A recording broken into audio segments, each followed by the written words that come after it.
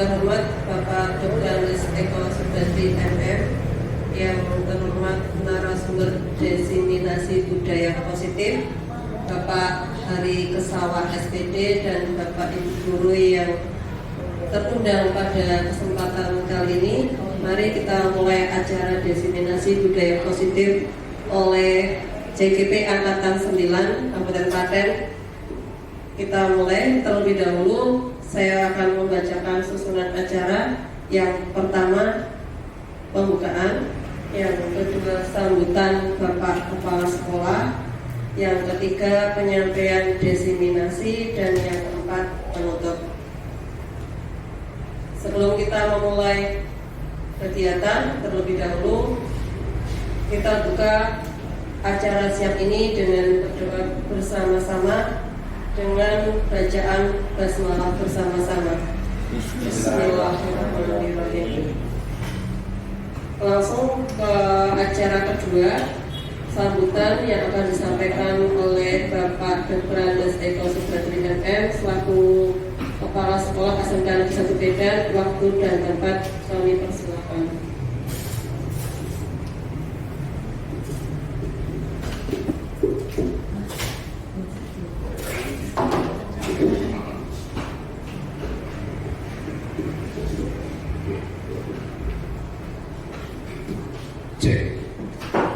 Terima kasih waktu yang diberikan pada saya. Bismillahirrahmanirrahim. Assalamualaikum warahmatullahi wabarakatuh. Selamat siang dan salam sejahtera untuk kita semuanya. Yang saya hormati Bapak Ibu yang bergabung dalam peserta diseminasi budaya positif. Yang saya hormati terkhusus pada Bapak Hari Kesawa SPD selaku narasumber dan penyaji terkait dengan budaya positif. Marilah Bapak Ibu, sudah layak dan sepantasnya apabila kita selalu mengaturkan puja-puji syukur kehadirat Allah Subhanahu wa Ta'ala, Tuhan yang Maha Kuasa, berkat ridhonya, karunia rahmat yang diberikan kepada kita semua, sehingga kita masih diberikan kesehatan, diberikan kekuatan, dan juga diberikan keberkahan. Bapak Ibu, terkait dengan diseminasi pada siang hari ini, marilah kita selalu memberikan motivasi dan mendukung ya, kegiatan-kegiatan yang semacam ini. Yang perlu kita ketahui bahwa Bapak Hari Kesawa SPD ini adalah merupakan calon guru penggerak. Nanti diharapkan ya, ini akan menjadi sosok yang bisa memberikan penularan, yang memberikan contoh dan teladan bagi kita terkait dengan pengelolaan proses pembelajaran. Budaya ini adalah merupakan suatu kebiasaan-kebiasaan yang tentunya kebiasaan-kebiasaan ini adalah menuju hal yang positif, menuju hal kebaikan. Kita harus bisa bekerja dengan keras, bekerja dengan cerdas dan tuntas, harapannya seperti itu.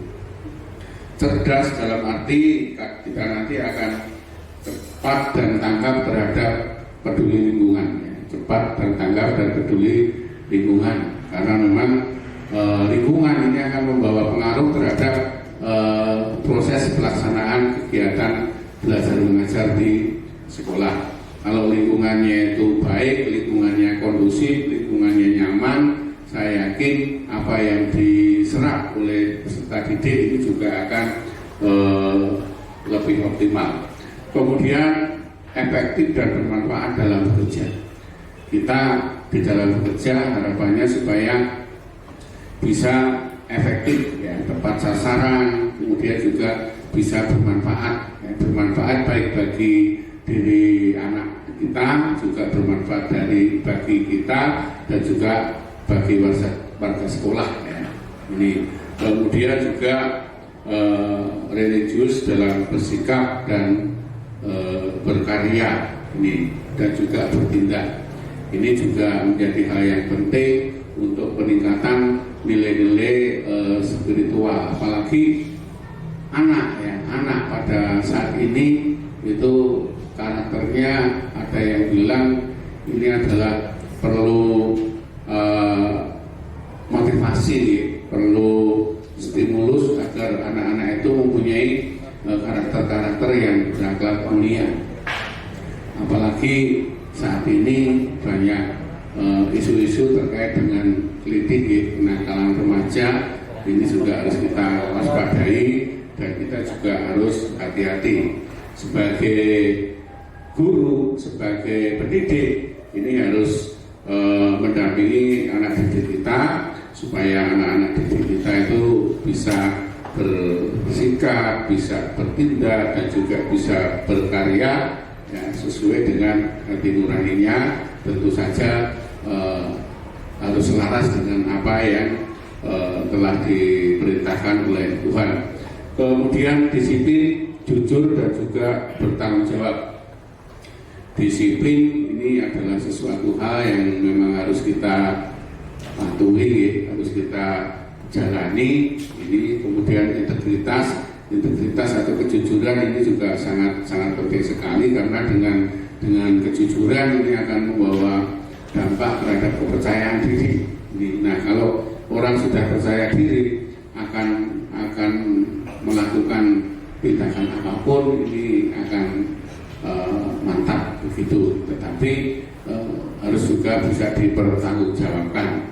Kemudian kita harus selalu adaptif, menyesuaikan diri terhadap perkembangan dunia, apalagi di sekolah. Ini kalau kita bandingkan dengan dunia usaha dan dunia industri, ini kita selalu ketinggalan zaman nih. Ini selangkah lebih atau beberapa langkah itu kita untuk mengikuti dunia usaha ini agak berat begitu. Untuk itu ya kita paling tidak ya, sebagai guru ini harus selalu menyesuaikan terhadap perkembangan dunia. Kemudian semangat, ya, harus semangat dalam memberikan pelayanan, baik itu pelayanan kepada siswa, baik itu pelayanan kepada masyarakat, teman sejawat, dan juga kepada stakeholder lainnya. Ini Bapak Ibu, jadi kita beruntung sekali karena ada CGP. Harapannya dengan CGP itu kita bisa bergerak, kita bisa tergerak, dan harapannya itu dari CGP ini bisa menggerakkan teman-teman kita yang ada di SMK Negeri 1 Blitar ini untuk menjadi lebih maju, lebih aktif, lebih kreatif, lebih inovatif dan komunikatif. Aktif, kreatif, inovatif dan komunikatif. Demikian yang bisa saya sampaikan, Bapak Ibu. Monggo nanti kita ikuti bersama ya diseminasi budaya positif yang disampaikan oleh CGP Bapak Hari Kesawa SPD di Angkatan 9 ya, Kabupaten Klaten. Terima kasih, kurang lebihnya mohon maaf. Wassalamualaikum warahmatullahi wabarakatuh. Monggo.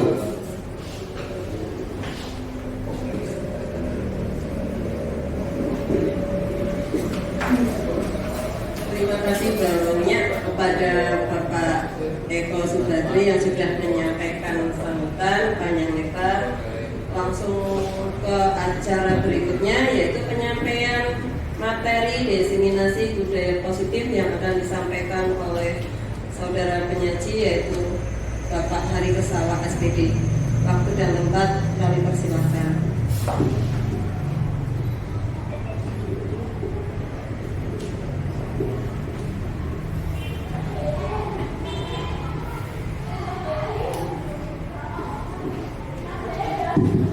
Terima kasih Bapak Ibu, mohon izin berdiri. Bapak Ibu, terima kasih pada Bapak Kepala Sekolah, terima kasih atas hadirannya untuk mengikuti pembukaan diseminasi budaya positif ini.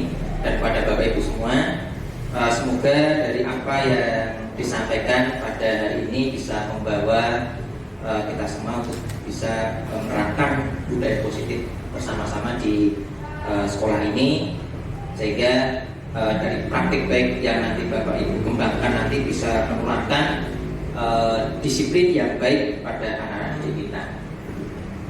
Bapak Ibu sebelumnya untuk lebih lebih mencairkan suasana gitu, lebih baik kita ice breaking dulu gitu.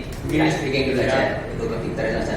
Gini Bapak Ibu, ini untuk kesempatan pertama ini saya ingin mendemonstrasikan gitu, kepada Bapak Ibu semua, atau mungkin Bapak Ibu berpasangan gitu. Jadi gini, nanti Bapak Ibu pasangan ada salah satu yang mengepalkan tangan. Jadi diumpamakan dari kepala tangan Bapak Ibu itu nanti ada sesuatu yang berharga, ya, sesuatu yang berharga yang dijaga betul-betul, jangan sampai nanti intinya kalau nanti orang lain tahu, nanti itu memberikan ancaman kepada Bapak Ibu, nanti mungkin nanti berbahaya kalau itu hilang dari tangan Bapak Ibu. Nah, kemudian yang satunya, yang satu mengepalkan tangan, yang satunya nanti silakan Bapak Ibu nanti boleh mengancam, boleh merayu, bagaimana supaya yang mengepalkan tangan itu mau membuka tangannya. Bapak Ibu. Kalau bisa berpasangan deh. Mungkin Pak Ripin yang Pak Sarojo yang mengepalkan tangan, Pak Ripin yang mencoba untuk merayu ataupun boleh mengancam juga boleh. Intinya nanti Pak Sarojo mau untuk membuka tangan. Bu Bibi, puasa, berarti sudah berpasangan sendiri ya. Silakan. Coba nanti kita lihat ada yang membuka tangan Pak. Please. Mulai belum ini? Monggo, jangan dimulai. Halo, pesertanya berapa? Bapak, jangan pakai tangan ini, jangan kok buka Pak. Tak buka, paham ya? Manu, Selain boleh juga. Ini juga boleh. Kita juga boleh. Ya boleh. Rahasia publik. Bisa. Langsung aja tak apa-apa. Menggunakan tidak boleh dengan gerakan loh ya, tapi harus dengan ucapan. Oke, dengan ucapan tidak perlu dipaksa. Dengan ucapan intinya nanti yang mengepalkan tangan itu nanti bisa bergerak mau untuk melepaskan kepala tangannya. Ini kejarnya lawan. Tidak boleh pakai gerakan, tidak boleh nyamati, tidak boleh menyentuh.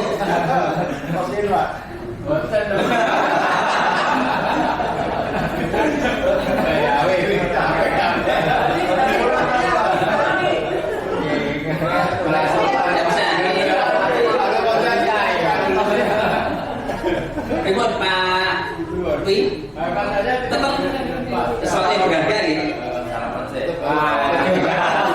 Jadi dia positif kira belum. Tetap mengepalkan. Dwi juga tetap. Pinter loh. Bukan saya tetap. Punya kepastian gitu. Oh mau ya? Bukan saya mau ya? Mau ya? Oh oke. Dia mau, bukan saya mau. Kalau ada ini Ya, bukan saya mau ya. Ada sesuatu yang berharga.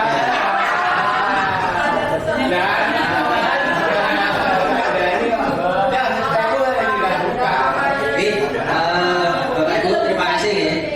Ini ice breaking-nya cukup menyenangkan sekali. Jadi tadi kita sudah melihat ada yang tidak mau untuk membuka kepala tangannya dan ada yang mau membuka kepala tangannya. Dari demonstrasi tadi, coba sekarang kita saya akan memberikan sebenarnya kita ingin memberikan teori. Yang pertama tentang pembelajaran dengan paradigma baru. Ini sesuai dengan apa yang digaungkan sekarang, yaitu pembelajaran merupakan pembelajaran yang dirancang berdasarkan prinsip pembelajaran yang berdiferensiasi, sehingga para peserta didik belajar sesuai dengan kebutuhan berdasarkan tahap perkembangan sesuai teori psikologi modern untuk mewujudkan profil pelajar Pancasila. Jadi Bapak Ibu yang sekarang sedang kita gaungkan itu kan pembelajaran berdiferensiasi ya. Jadi pembelajaran yang bisa mengcover semua kebutuhan peserta didik. Jadi ada yang peserta didik yang mengalami apa itu namanya kebutuhan kelambatan dalam belajar atau mungkin kebutuhan yang lainnya di dalam pembelajaran, kita harus bisa mengcover itu gitu. Kemudian berikutnya ini ada teori kontrol gitu. Ini tadi yang baru saja didemonstrasikan tadi gitu. Sekarang kita lihat ke dalam teori kontrol. Menurut Dr. William Glasser, konsepsi tentang teori kontrol. Jadi ini adalah suatu ilusi bahwa guru itu bisa mengontrol murid. Pada dasarnya kita tidak dapat memaksa murid untuk berbuat sesuatu jika murid tersebut memilih untuk tidak melakukannya. Jadi walaupun tampak guru sudah mengontrol perilaku murid, hal demikian terjadi karena murid sudah mengizinkan dirinya dikontrol. Jadi yang dilakukan Bapak Ibu tadi ada yang mengempalan tangan, kemudian ada yang mencoba dengan rayuan atau dengan paksaan, tetapi tetap saja Bapak Ibu ada yang tidak mau melepaskan kepala tangannya, namun ada juga yang bisa melepaskan tangannya. Kira-kira Bapak Ibu, kira-kira ketika tadi Bu Wiwi sama Bu Komsah, ketika Bu Komsah mau melepaskan tangannya, Hukum satu ketika mau melepaskan tangannya itu kira-kira Bu Wiwi bisa mengontrol hukum satu apa betul? Bisa. Coba ini kita lihat lagi. Jadi ada lagi ilusi bahwa semua penguatan positif efektif dan bermanfaat. Penguatan positif atau bujukan adalah bentuk kontrol. Segala usaha untuk mempengaruhi murid agar mengulangi suatu perilaku tertentu adalah suatu usaha untuk mengontrol murid. Dalam jangka waktu tertentu, kemungkinan murid tersebut akan menyadari dan mencoba untuk menolak bujukan kita. Atau bisa jadi murid tersebut menjadi tergantung pada pendapat sang guru untuk berusaha. Ini coba saya flashback ke yang pertama tadi ya. Jadi walaupun tampaknya guru sedang mengontrol murid, hal demikian terjadi karena sebenarnya murid itu sudah mengizinkan dirinya dikontrol. Jadi kalau hukum satu tadi mau melepaskan tangannya, bukan semata-mata Bu Wiwi itu bisa mengontrol hukum satu. Tapi kalau hukum satu itu membuka hatinya. Hukum satu itu membuka hatinya. Kemudian mau untuk melepaskan genggaman tangannya. Jadi membuka hatinya, mau dengan kerelaan hatinya untuk membuka kepala tangannya. Jadi sebenarnya di sini posisi kontrol itu bukan dari Bu Wiwi, tapi posisi kontrol itu sebenarnya ada dalam hukum satu sendiri. Karena hukum satu menganggap bahwa ketika mau membuka tangannya itu karena hukum satu mengontrol dirinya sendiri untuk bisa membuka tangannya. Itu.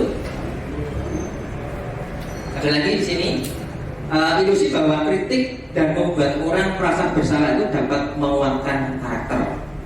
Jadi menggunakan kritik dan rasa bersalah untuk mengontrol murid itu menuju pada identitas yang gagal. Mereka belajar untuk merasa buruk tentang dirinya. Kemudian mereka nanti akan mengembangkan dialog diri yang negatif. Jadi dengan menggunakan kritikan itu sebenarnya akan membangun anak itu untuk berpikir yang negatif.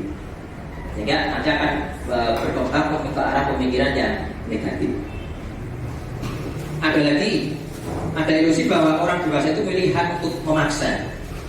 Banyak orang dewasa yang percaya bahwa mereka itu memiliki tanggung jawab untuk membuat murid-murid berbuat hal yang tertentu. Pada saat itu pula orang dewasa akan menyadari bahwa perilaku mereka itu tidak efektif untuk jangka waktu yang panjang. Jadi mungkin pada saat dalam waktu yang singkat kita bisa dengan menggunakan paksaan untuk melakukan sesuatu pada murid itu bisa, tapi itu jangka waktu yang pendek. Tapi ketika murid nanti menyadari, mereka nanti akan kembali lagi seperti semula, dan itu nanti akan terbentuk suatu hubungan permusuhan yang akan terbentuk. Jadi dengan paksaan itu sebenarnya akan menimbulkan satu hubungan permusuhan. Jadi di sini Bapak Ibu terkait dengan posisi kontrol yang coba untuk kita share dengan Bapak Ibu bahwa ternyata dari apa yang didemonstrasikan tadi sebenarnya bisa memahami, kita bisa memahami ketika kita akan memberikan satu perintah kepada murid, itu ternyata kita harus menggunakan satu cara-cara yang sebenarnya tidak menggunakan paksaan, karena itu sebenarnya bisa mengarahkan anak itu untuk melakukan hal-hal seperti apa yang kita perintahkan itu, karena memang itu kontrol dari anak sendiri. Pak, tanya Pak, Gitu. kalau menanggapi itu apa yang saya lakukan, kalau saya sudah memberikan materi, terus saya berikan contoh, terus saya memberikan latihan, anak itu saya persilahkan untuk mencoba. Itu setelah saya kontrol, itu banyak tidak mencoba. Nah, kalau tidak ada sedikit istilahnya agak dipaksa, itu anak memang gimana ya, tidak mau gitu. Terus itu bagaimana dengan teori seperti itu? Baiklah, terima kasih Pak Arsono atas pertanyaan ini. Saya simpan dulu Iya. nanti ada kelanjutannya itu nanti dengan teori motivasi Pak. Jadi yang disampaikan Pak Arsono tadi mungkin dengan adanya satu paksaan, anak-anak tetap mencoba, mau untuk mencoba. Tetapi pada suatu waktu nanti, hal ini kalau kita tidak dari teori itu ternyata paksaan itu nanti akan menimbulkan satu perasaan yang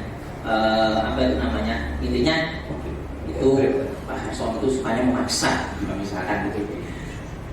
Tapi juga memang ada dampak positifnya juga dengan anak. Tapi itu nanti kita jawab nanti Pak, itu nanti masih ada banyak di teori motivasi ya.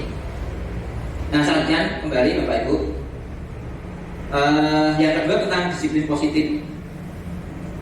Oke, ini saya mengambil teori dari Gerd Bosen yang dalam bukunya itu Restructuring School Discipline 2021. Dia menyatakan bahwa arti dari kata disiplin itu berasal dari bahasa Latin, yaitu disiplina, yang artinya belajar.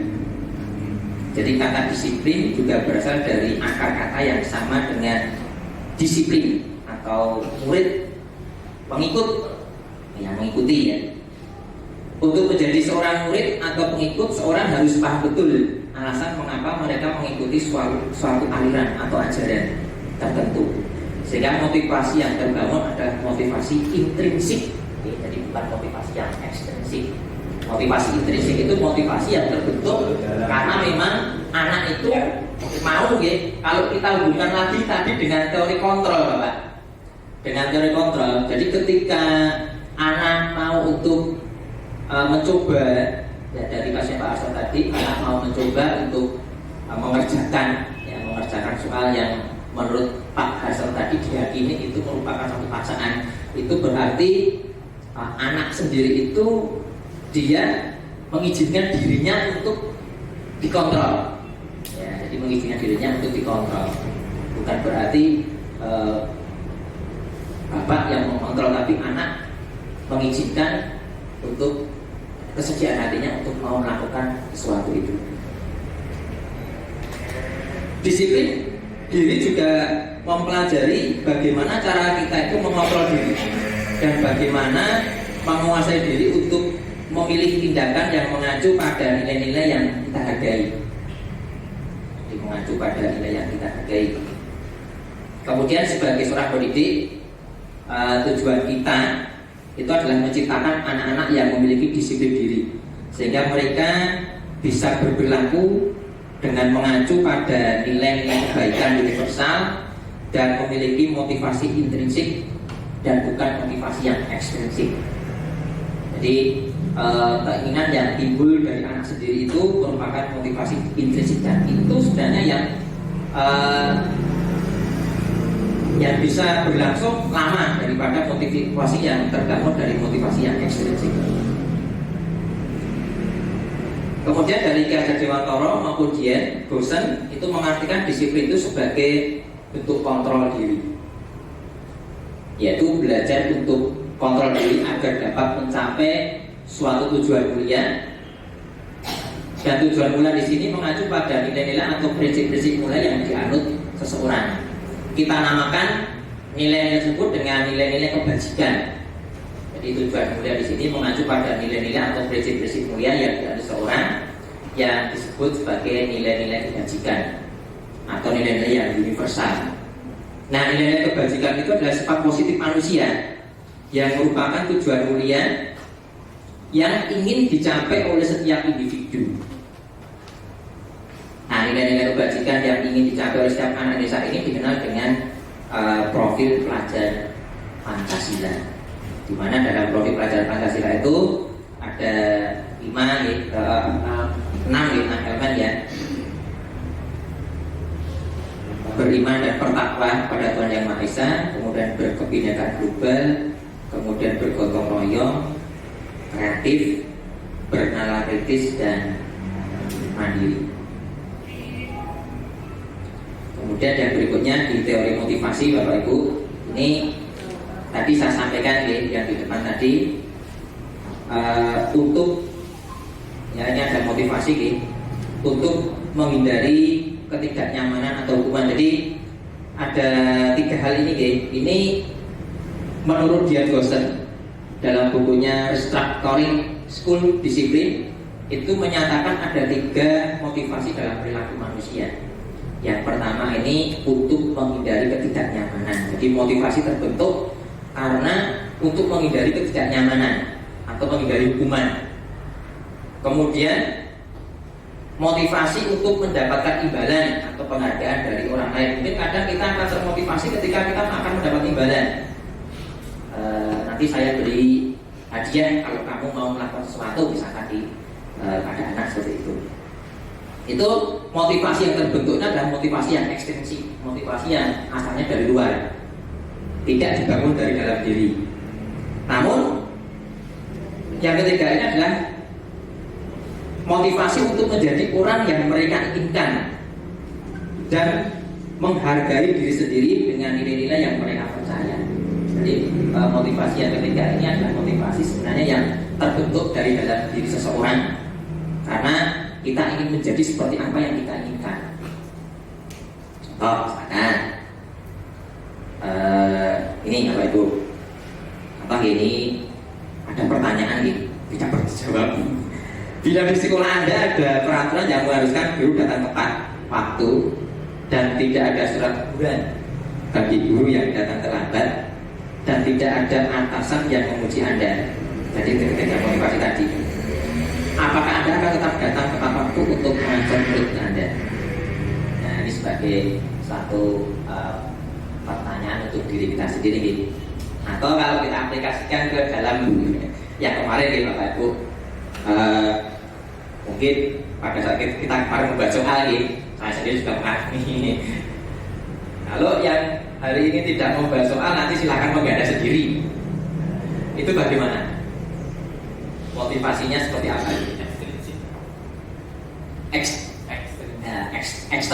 Ekstrinsik ya. Jadi motivasi yang ekstrinsik. Jadi misalkan tidak ada peraturan seperti itu, apakah kita mau dengan kira hati kita untuk bisa melakukan sesuatu itu tanpa ada yang menyuruh, tanpa ada hukuman, tanpa ada yang memberikan ekspresi baik, ya. Itu kalau kita praktek ke adik ya.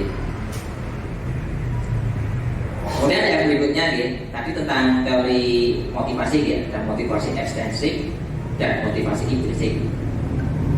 Dan yang lebih baik sebenarnya untuk kita terapkan ke dalam lingkungan sekolah ini, sebenarnya kita diajarkan untuk lebih humanis. Lebih humanis itu dalam artian ketika kita berhadapan dengan siswa atau kepada sekolah lainnya, maka kita diharapkan untuk bisa memberikan sebuah motivasi yang terbentuk itu agar motivasi yang intrinsik, jadi yang memunculkan dari dalam diri kita sendiri dan bukan karena paksaan, bukan karena hukuman atau bukan karena misalkan kita dipuji gitu ya. Berikutnya adalah teori hukuman, konsekuensi dan restitusi. Ini ada 3 tiga istilah ini, hukuman, konsekuensi, dan restitusi. Ini masih ada sambungannya dengan tadi. Kalau hukuman itu bersifat satu arah dari pihak guru yang memberikan dan murid hanya menerima satu hukuman tanpa melalui suatu kesepakatan, atau pengarahan dari pihak guru baik sebelum atau sudahnya. Kalau konsekuensi dibuat oleh pihak guru dan murid sudah mengetahui sebelumnya konsekuensi akan diterima bila ada pelanggaran. Sedangkan yang ketiga, ini restitusi. Ini adalah proses menciptakan kondisi baik bagi murid untuk memperbaiki kesalahan mereka, sehingga mereka bisa kembali pada kelompok mereka dengan karakter yang lebih kuat. Jadi kalau hukuman itu sifatnya memaksa, konsekuensi itu dibuat oleh pihak guru dan murid sudah mengetahui, ya, mengetahui konsekuensinya. Kalau restitusi itu menciptakan satu kondisi. Jadi istilahnya merekonstruksi, ya, atau memperbaiki satu hubungan. Nah ini untuk membedakan antara hukuman, konsekuensi, dan restitusi. Kadang memang di sekolah kita di dalam menerapkan sebuah kedisiplinan, kadang kita lebih sering menggunakan hukuman, ya. Tapi kadang juga ada yang konsekuensi. Bahkan juga tidak jarang ada juga yang menerapkan restitusi. Sebenarnya Bapak Ibu sebenarnya sudah menjalankan. Kita semua sudah pernah menjalankan ketiganya ini. Dengan maksud sama tadi, untuk menciptakan sebuah disiplin yang positif. Namun kita akan mengambil satu hal yang baik yang nanti bisa kita terapkan di dalam sistem di dalam sekolah, terutama untuk dalam wilayah yang kecil di kelas dulu. Kemudian nanti akan kita adopsi ke dalam lingkungan sekolah. Hukuman ini merupakan satu identitas yang gagal. Ternyata merupakan satu identitas yang gagal. Yaitu sesuatu yang menyakitkan yang harus terjadi. Jadi kata saja kan namanya hukuman, gitu. Hukuman itu kan memberatkan. Kemudian tidak nyaman untuk murid atau anak untuk jangka waktu panjang. Mungkin untuk jangka waktu yang singkat bisa nih, tapi untuk jangka waktu yang panjang nanti akan menyakitkan. Saya aja masih ingat dengan ketika saya masih sekolah di SMA, ketika saya melakukan kesalahan, saya dihukum sama guru saya, masih ingat namanya. Kemudian yang dilakukan itu saya masih ingat. Memang maksudnya baik, tetapi jangka panjangnya ya seperti yang saya rasakan, saya masih ingat. Kalau konsekuensi itu sesuatu yang harus terjadi dan tidak nyaman untuk murid atau anak untuk jangka waktu yang pendek. Kalau dipandang dari segi korban mendapatkan keadilan, korban diabaikan. Tapi dalam restitusi itu anak membuat pilihan. Kemudian ada penguatan untuk murid atau anak dalam jangka waktu yang panjang. Kemudian korban mendapatkan ganti. Nah, untuk yang hukuman tadi mungkin menggunakan kalimat yang negatif ya biasanya. Awas, kalau dilakukan lagi ya, nanti awas kamu. Kalau yang konsekuensi, lakukan apa yang saya katakan. Nanti ada satu konsep dulu untuk bisa diterapkan ke anak. Kalau yang restitusi itu satu hal yang positif. Apakah hal ini yang sesungguhnya ingin kamu lakukan? Ini kalau ditranspos ke dalam kalimat. Hukuman itu modelnya paksaan. Kalau konsekuensi itu stimulus respon. Sedangkan untuk yang restitusi itu adalah teori kontrol. Ya, teori kontrol seperti yang tadi kita praktekkan, demonstrasikan tadi, pembimbing dan hukum santun tadi.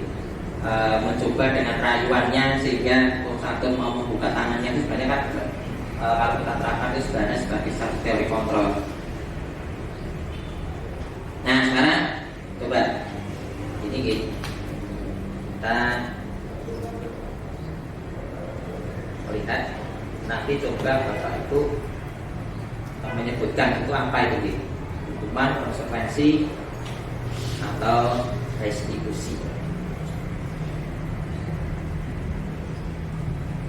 Nah ini Bapak Ibu.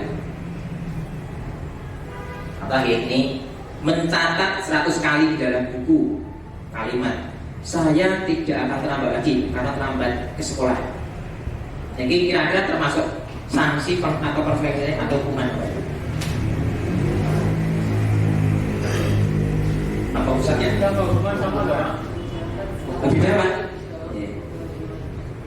Kalau hukuman tadi merupakan paksaan nih, kalau konsekuensi itu dibangun antara guru dan murid. Hukuman. Coba ya. Hukuman. Kita lihat jawabannya. Ternyata salah. Konsekuensi. Ternyata adalah konsekuensi. Konsekuensi. Lari mengenai lapangan basket 2 kali karena terlambat dari sekolah. Hukuman. Apa lagi? Hukumannya. Nah, kita klik. Ternyata benar ya, karena tidak ada konsekuensinya. Membersihkan coretan yang dibuat di meja. Konsekuensi ya. Coba. Oh iya, itu lagi konsekuensi. Kemudian ini murid diminta push up 15 kali karena tidak menggunakan masker di sekolah. Hukuman.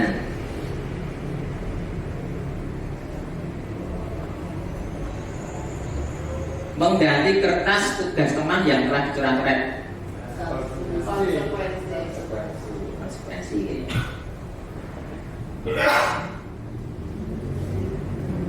Berjemur di lapangan basket pukul 12 karena ngobrol dengan teman.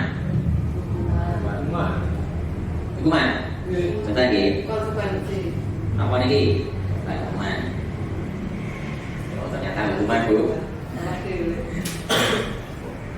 Murid diminta telanjang kaki sepanjang hari karena tidak menggunakan sepatu warna hitam sesuai peraturan sekolah. Hukuman ya. Coba lagi. Oh iya betul, hukuman.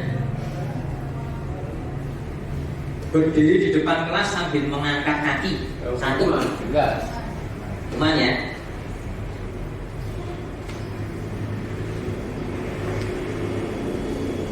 Membersihkan tumpahan air di meja karena tersenggol.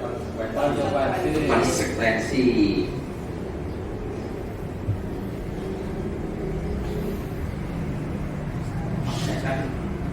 Kehilangan 10 menit jam istirahat untuk mengerjakan tugas karena terlambat datang dan tertinggal selama. Konsekuensi ya. Konsekuensi, coba aja. Betul, konsekuensi.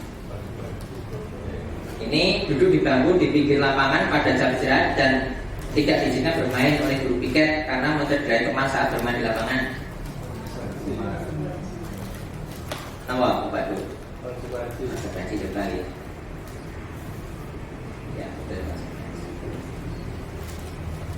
Satu lagi ini, terlambat hadir di pembelajaran daring 15 menit dan diminta untuk tinggal 15 menit setelah kelas usai untuk membahas ketertinggalan pembelajaran. Konsekuensi.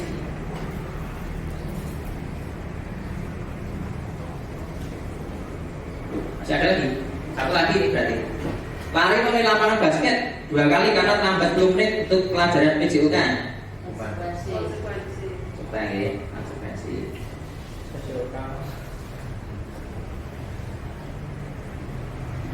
Masih ada lagi. Membersihkan WC karena mematahkan pensil kawannya. Hukuman ya. Jadi kesimpulannya apa Bapak Ibu? Hukuman sama konsekuensi itu. Konsekuensi relate dengan apa itu, hal yang tidak bisa dia lakukan. Kalau hukuman mungkin nggak ada relasinya dan nggak ada pengaruhnya ke depannya. Oke. Ada efek jerah. Dilakukan dengan terpaksa, dengan yang kalau hukuman itu dengan terpaksa, kalau konsekuensi itu dengan rela hati. Ya, jadi kalau hukuman itu berarti ada satu paksaan gitu. asas pasal. Konsekuensi itu Yang menyadari kesalahan. ya, yang menyadari kesalahannya dan itu dibangun antara guru dan murid. Tapi ini kalau saya Pak, Oh, menurut Pak. saya itu antara hukuman dengan konsekuensi kan memang beda tipis. Kalau konsekuensi itu seharusnya sudah ada kesepakatan sebelum terjadi kesalahan. Jika ada kesepakatan misalnya, oh saya terlambat, nanti saya harus apa lah, itu ada kesepakatan dulu. Tapi kalau hukuman itu tidak ada kesepakatan sebelumnya, enggak, saya terlambat hukumannya inilah, itu menurut saya seperti itu. Jadi sepihak Pak ya. Sepihak. Ya, kalau hukuman itu sepihak, kalau konsekuensi itu berarti ada satu kesepakatan antara siswa dan murid. Intinya murid itu menyadari kalau itu satu kesalahan dan dia mau melakukan sebagai satu bentuk konsekuensinya. Yang ketiga tadi antara hukuman, konsekuensi dan restitusi ya. Yang ketiga restitusi ini adalah sebuah cara menanamkan disiplin positif.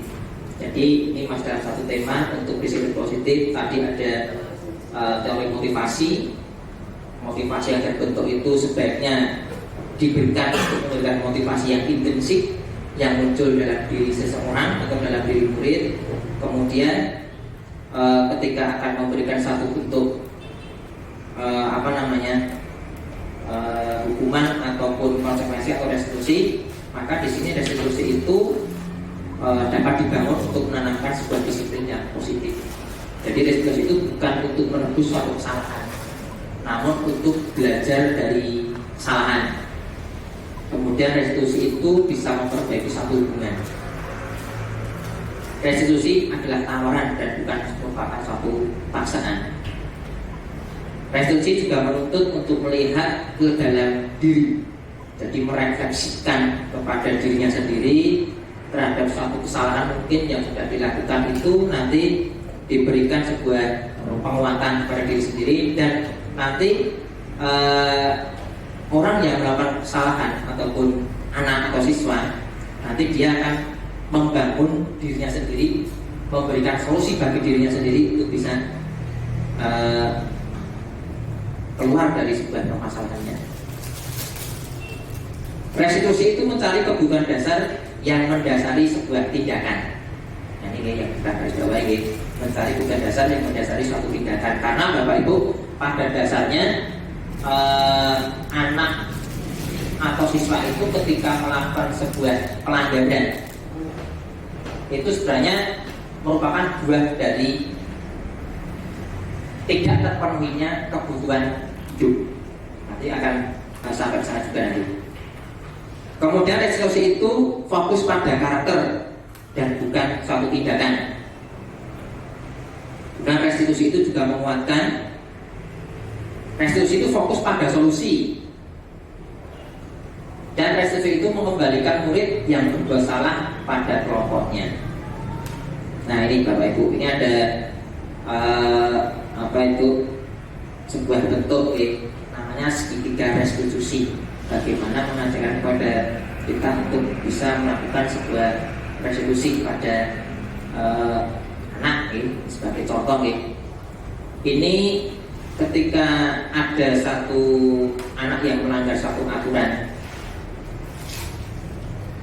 Yang pertama, kita perlu menstabilkan identitas. Kamu bukan satu-satunya yang pernah melakukan ini. Atau misalkan kita bangun dulu kepada anaknya bahwa kesalahan itu sebenarnya setiap orang itu pasti pernah melakukan kesalahan. Tidak semua orang pasti pernah melakukan kesalahan. Kamu bukan satu-satunya yang pernah melakukan hal ini. Ini namanya menstabilkan identitas. Kemudian tahap berikutnya itu memvalidasi tindakan yang salah. Jadi setelah anak itu kita stabilkan identitasnya, kemudian kita berikan sebuah validasi sebuah tindakan yang salah. Jadi mungkin bisa dengan kalimat, kamu tentu punya alasan mengapa melakukan itu. Adakah cara yang lebih efektif untuk mendapatkan apa yang kamu butuhkan? Misalkan kalau ada anak yang iseng merecoki sama temannya, mengambil ambil pensi dari temannya, itu bisa kita aplikasikan ke dalam segitiga restitusi. Jadi yang mendasari anak melakukan hal itu karena apa? Mungkin bisa karena pertanyaan, kamu tentu punya alasan mengapa melakukan hal itu. Adakah cara lebih efektif untuk mendapatkan apa yang kamu butuhkan?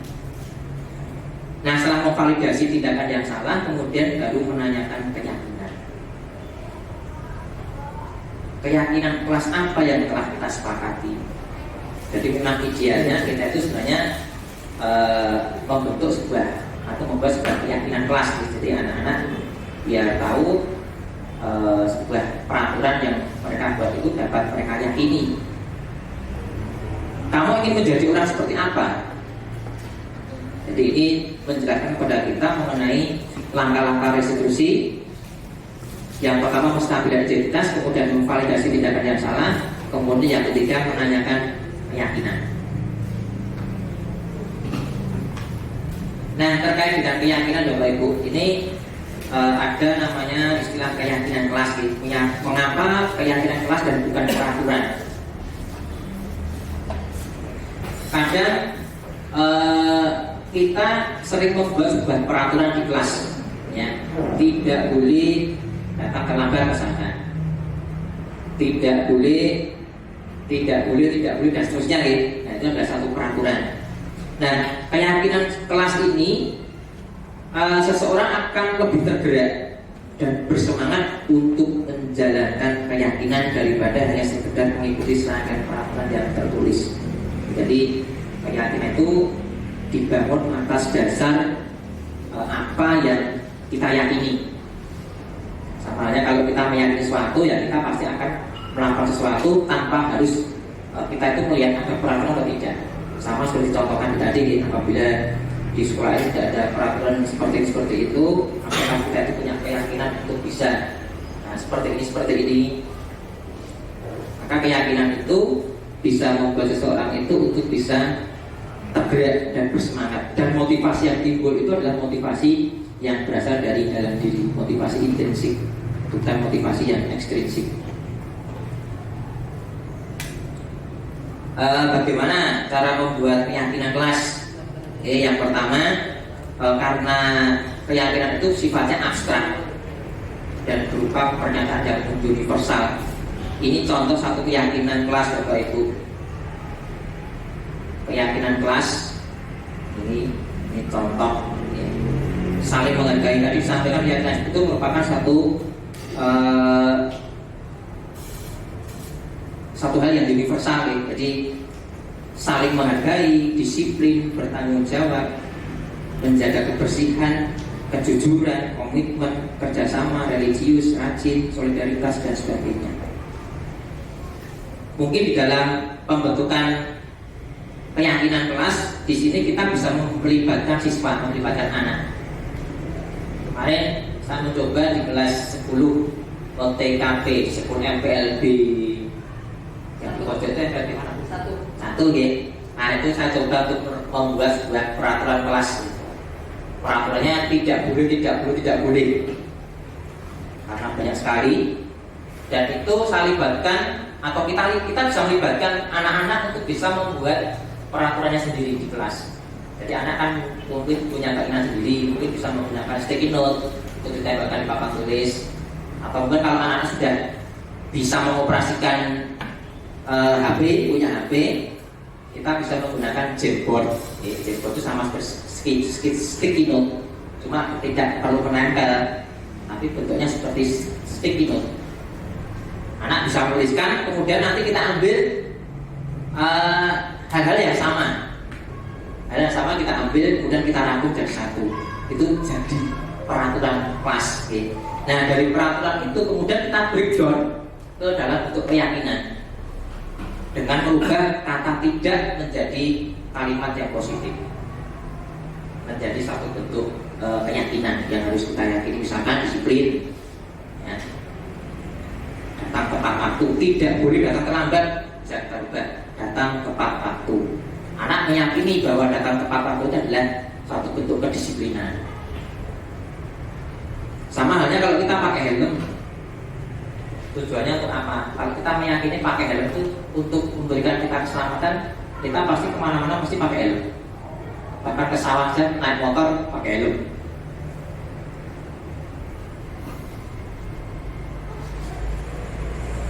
Ya, ini tadi ya, jadi keyakinan keras itu merupakan kalimat yang positif ya, dari peraturan keras, peraturan kelas bukan menjadi ke kalimat yang positif. Berikutnya teori tentang kebutuhan dasar manusia nih. Jadi kebutuhan dasar itu adalah segala sesuatu yang kita lakukan untuk mendapatkan apa yang kita inginkan. Ada 5 kebutuhan dasar manusia. Jadi semua hal yang dilakukan murid itu sebenarnya merupakan buah hasil dari tidak terpenuhinya kebutuhan dasar manusia. Ada kebutuhan yang pertama adalah kebutuhan hidup, kemudian kebutuhan kasih sayang dan rasa diterima, kebutuhan akan kebebasan, kebutuhan akan kesenangan, dan kebutuhan akan penguasaan. Jadi tadi kalau saya contohkan tadi, ketika ada anak yang merecokin temannya, mengambil pensi milik temannya, itu berarti ada salah satu kebutuhan yang tidak terpenuhi oleh anak itu.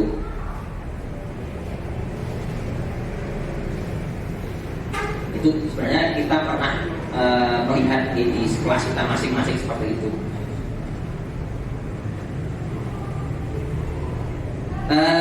Terakhir ya, ini tentang posisi kontrol. Posisi kontrol, penghukum, kemudian pembuat perasaan bersalah, kemudian sebagai teman, sebagai pemantau, dan sebagai manajer. Ini kalau dicontohkan ke dalam penerapan 5 posisi kontrol guru itu, dalam kasus siswa tidak memakai atribut lengkap saat upacara bendera, bagaimana upaya kita untuk bisa menegakkan sebuah disiplin positif kepada anak dengan menggunakan 5 posisi kontrol. Kalau yang pertama, posisi kontrol kita sebagai penghukum. Contoh, hormat pada bendera selama 1 jam, itu sebagai satu penghukum, hukuman. Jadi posisi kontrol kita sebagai penghukum. Kemudian bisa juga kita diposisikan sebagai pembuat rasa bersalah pada anak. Berapa kali bapak ibu bilang harus memberitahu kamu selalu saja mengecewakan bapak. Nah, itu akan membuat anak itu merasa bersalah. Berarti posisi kita itu sebagai pembuat rasa bersalah pada anak. Kalau dikasuskan kita itu sebagai teman, ayo dong ikuti aturan sekolah, tolong bantu bapak ibu ya kali ini saja. Lain kali jangan sampai berubah seperti itu lagi. Jadi posisi kita sebagai teman. Sebagai pemantau, kamu sudah melanggar peraturan sekolah, kamu tahu konsekuensinya. Setelah upacara kamu beli atributnya ke koperasi dan jangan diulangi lagi. Itu posisi kita sebagai pemantau. Dan yang kelima, posisi sebagai manajer. Contohnya misalkan, apakah kamu tahu kesalahanmu, kira-kira bagaimana kamu perbaikinya. Nah, dari 5 posisi kontrol ini, saya yakin kita semua pernah memposisikan semua itu, baik mulai dari penghukum, kemudian sebagai teman, kemudian sebagai pemantau, ya, sebagai pembuat rasa bersalah, dan sebenarnya yang paling baik ini adalah sebagai manajer. Jadi ini terkait dengan bagaimana kita itu mengelola anak agar ketika di dalam menerapkan disiplin positif itu anak mempunyai sebuah keyakinan, dan keyakinan itu bisa dibangun dalam dirinya sendiri sebagai motivasi intrinsik,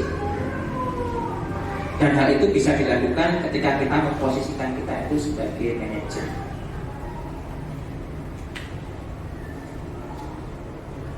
Jadi itu Bapak Ibu terkait dengan budaya positif, ya, semua terkait dari mulai dari posisi kontrol, kemudian kebutuhan dasar hidup manusia yang pada dasarnya ketika kita akan menegakkan sebuah disiplin positif itu kita harus mempertimbangkan hal seperti itu, mulai kebutuhan dasar manusia, Ketika ada satu hal yang melanggar sebuah keyakinan, itu berarti ada sesuatu kebutuhan yang tidak terpenuhi. Dan bagaimana caranya kita melakukan sebuah restitusi, melakukan sebuah restitusi untuk membentuk sebuah budaya positif, dan kita posisikan diri kita sebagai manajer untuk bisa memberikan motivasi intrinsik kepada anak-anak kita. Mungkin demikian Bapak Ibu yang dapat kami sampaikan di diseminasi mengenai budaya positif ini. Dan tentu selanjutnya mungkin kalau ada Bapak Ibu yang akan memberikan tanggapan atau mungkin pertanyaan yang nanti akan kita bahas bersama-sama, monggo kami persilakan.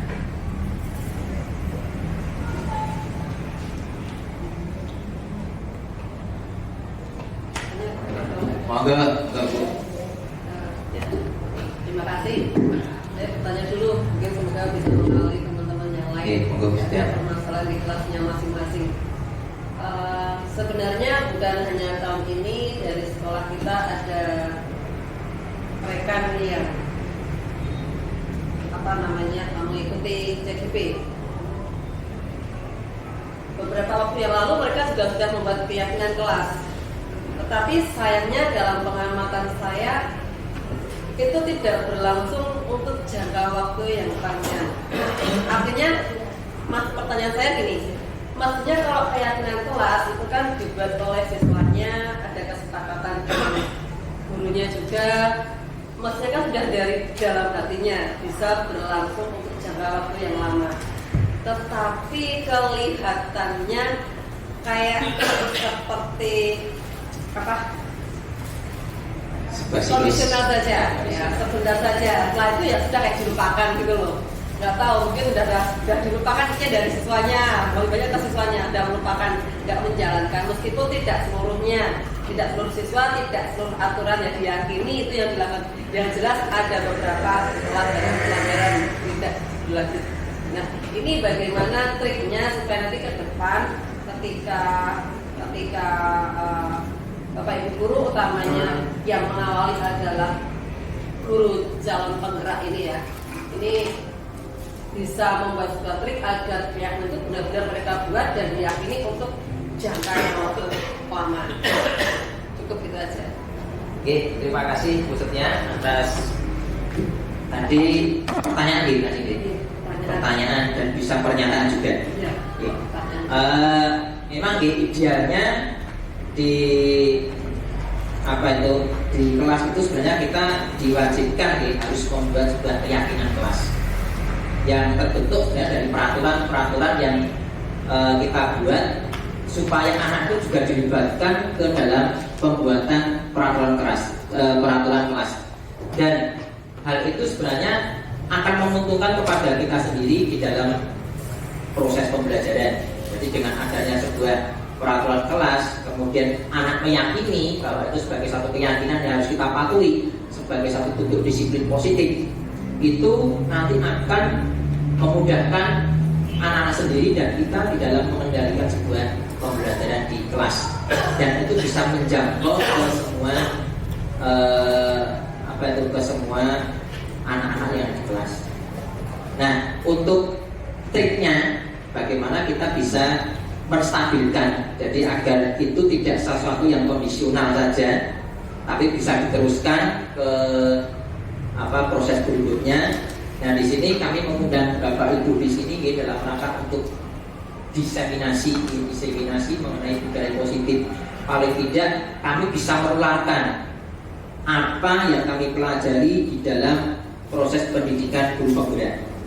Memang yang diajarkan dalam pendidikan guru penggerak itu intinya kita lebih humanis di dalam mengelola kelas. Jadi anak dilibatkan sehingga anak juga mengetahui, dan itu nanti akan menimbulkan sebuah disiplin yang positif. Sehingga nanti dari diseminasi ini paling tidak Bapak Ibu sudah mengetahui dan nanti juga bisa diterapkan, dan itu harus kita terapkan secara berkelanjutan. Dan saya yakin dari 3 sesi tadi, dari sesi yang pertama, sesi yang kedua, dan sesi yang ketiga ini mudah-mudahan kita sudah bisa merangkul lebih banyak Bapak Ibu guru yang bisa mengetahui bagaimana kita harus bisa mengelola kelas dengan menerapkan disiplin positif.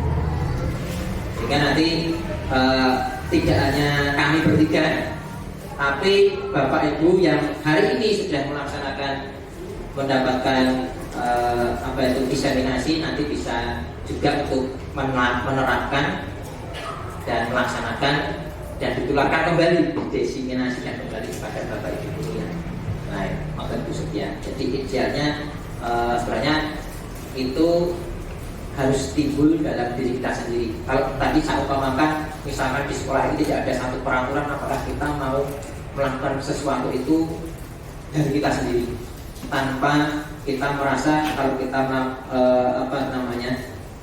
terbentur dari aturan-aturan ataupun hal-hal yang menjadi aturan sekolah. Jadi membentuk motivasi dalam diri kita sendiri.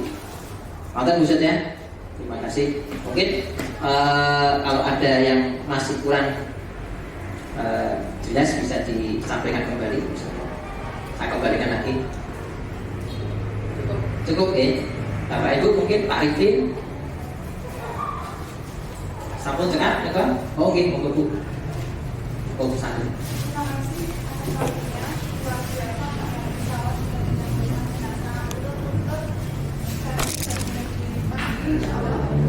Namun ada satu hal ya, apa yang disampaikan itu memang benar. Bagaimana trik apa yang disampaikan Bu Setia tadi memang benar, trik cara agar keberlanjutan. Jadi keyakinan kelas yang sudah pernah kita buat kemarin itu berkelanjutan, kemudian konsisten dan istiqomah. Tentunya dalam hal ini kami sebagai guru-guru yang tidak terjun di dunia guru pemula, untuk menuju identitas yang sukses tadi itulah dibutuhkan konsekuensi dan restitusi. Kemudian sebagai seorang guru harus memiliki posisi kontrol sebagai manajer, dan hal ini tentunya tidak hanya membutuhkan keterampilan dalam mengelola emosi. Seorang guru harus punya keterampilan kecerdasan dalam mengelola emosi, namun juga butuh pengalaman, pengetahuan, dan yang terpenting juga tak kalah dengan pemilihan kata, penyusunan kalimat yang urut-urut, agar ketika kami mendampingi siswa untuk melakukan restitusi itu betul-betul pilihan kata yang tepat, karena kemungkinan nanti ada kata-kata yang terlarang tadi tidak boleh menggunakan tidak. Kemudian ada lagi, kita tidak diizinkan untuk mencecar siswa, kemudian siswa merasa bersalah, kemudian tidak boleh menggunakan kata kenapa atau mengapa. Tadi saya lihat apa yang membuat gitu, diganti dengan kalimat yang tentunya kita butuh kecerdasan dalam mengolah kata dan menyusun kalimat begitu Pak Heri. Pertanyaannya, langkah apa yang bisa kami lakukan untuk mewujudkan hal itu? Mewujudkan apa? Menjadi guru sebagai posisi kontrol bagi seorang manajer. Terima kasih.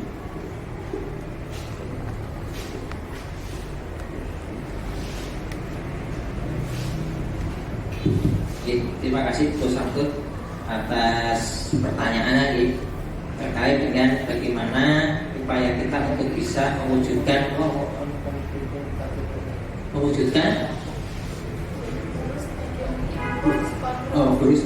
memiliki posisi kontrol ya.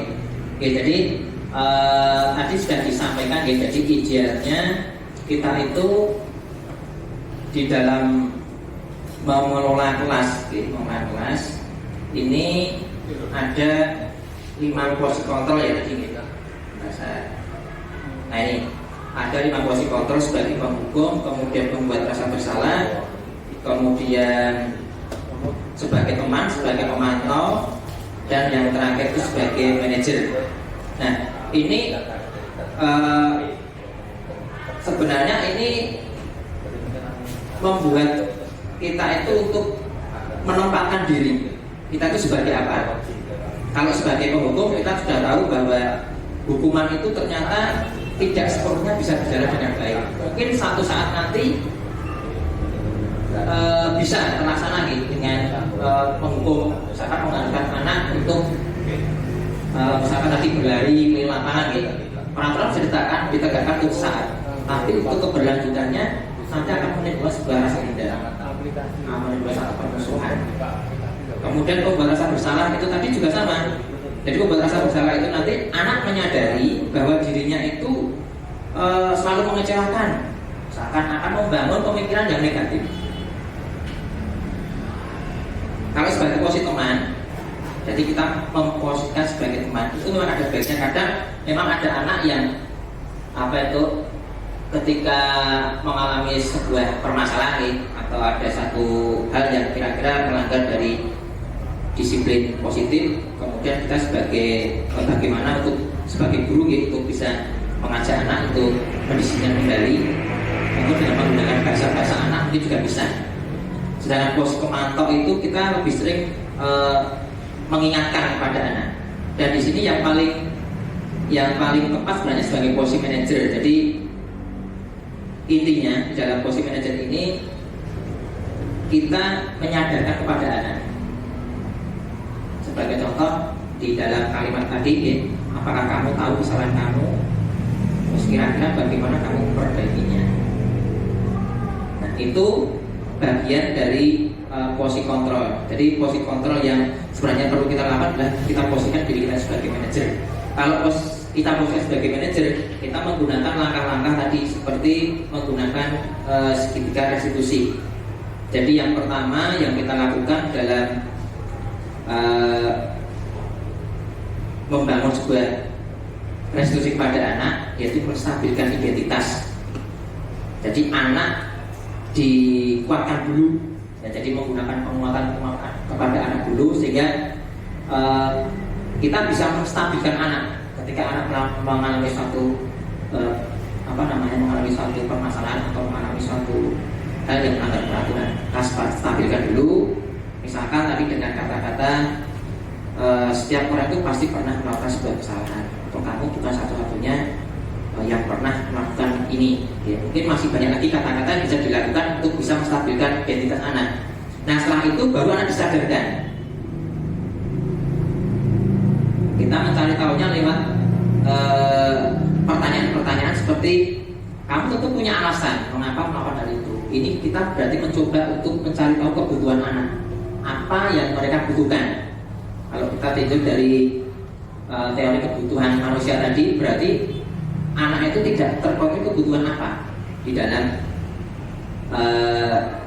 memperoleh kebutuhan hidupnya. Setelah itu kita baru menanyakan keyakinan. Kira-kira keyakinan apa yang telah kita sepakati. Jadi itu penerapan dari segitiga restitusi yang tujuannya untuk membangun pemahaman kepada anak. Ketika anak melakukan sebuah kesalahan, dia tahu, menyadari akan kesalahannya, dan dia dapat merekonstruksi untuk memperbaiki kesalahannya sendiri. Jadi kita hanya mengarahkan, kemudian kita juga bisa untuk memberikan penguatan sehingga anak sendirilah nanti yang akan memberikan sebuah pemecahan masalah. Jadi bukan dari kita, tapi anak yang kita sadarkan. Contoh misalkan tadi tidak memakai helm, ya, kita yakinkan helm itu gunanya untuk apa? Untuk keselamatan. Kalau kamu tidak pakai helm, berarti ketika kamu nanti di jalan, apa yang terjadi ketika terjadi suatu hal? Nah, itu salah satu contohnya. Dan buku satu. Mungkin Bu Ani bisa menambahkan? Cukup, ya? Cukup, oke. Ini Bapak Ibu, saya rasa cukup untuk diseminasi mengenai budaya positif ini. Mudah-mudahan dari apa yang saya diseminasikan ini bersama teman-teman yang lain pada Bapak Ibu semua dari 3 sesi nanti, harapannya ini nanti bisa membawa dampak yang baik dan tetap terus continue kita lakukan, yaitu sehingga tidak hanya ini sebagai satu sekedar untuk proses di dalam satu kegiatan tertentu, tetapi ini bisa kita lanjutkan terus untuk bisa mewujudkan disiplin positif di sekolah, sehingga kita bisa mempersiapkan anak-anak kita itu untuk mempersiapkan generasi-generasi emas di tahun 2045. Terima kasih Bapak Ibu atas waktu yang diberikan kepada kami, dan akhir kata kami ucapkan wassalamualaikum warahmatullahi wabarakatuh. Kami kembalikan kembali kepada Gusti.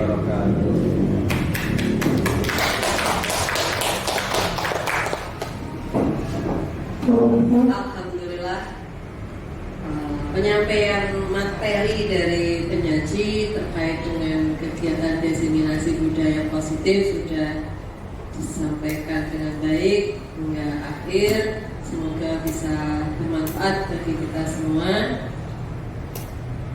Yang jelas rangkaian acara dari pertama sampai terakhir sudah kita laksanakan dengan baik. Yang terakhir, acara penutup, langsung saja acara siang ini kita tutup bersama-sama dengan bacaan hamdalah. Alhamdulillahirobbilalamin. Terima kasih kepada Bapak Ibu semua.